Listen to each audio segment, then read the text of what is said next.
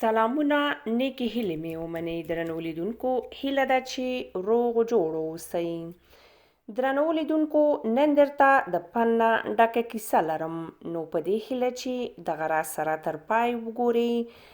په 1958 میلادي کال کې د چین واکمن مشر امر وکړ چې موسمي مرغان دې ټول ووژل شي، ځکه دوی د ځمکې حاصلات خوري او د زراعت محصولات کموي.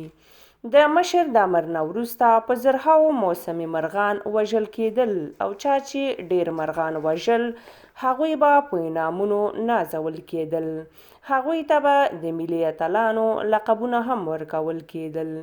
څه وخت وروسته د چین ټول اطرافو کې ملخان زیات شول، هغه ملخان چې مرغان به خوړل.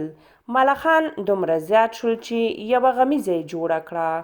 د کرهنې ټول محصولات ملخان وخوړل، تر دې چې په 1961 میلادي کال په چین کې لویه لوږه رامنځته شوه او 15 میلیونه انسانان د لوږې نه مړه شول.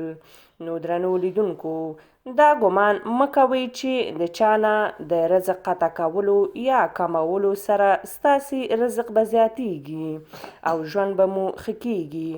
بېشکه چې د ټولو انسانانو رزق الله جل جلاله په تقدیر کې تقسیم کړی، هر چاته د خپل قسمت په اندازه رسیږي.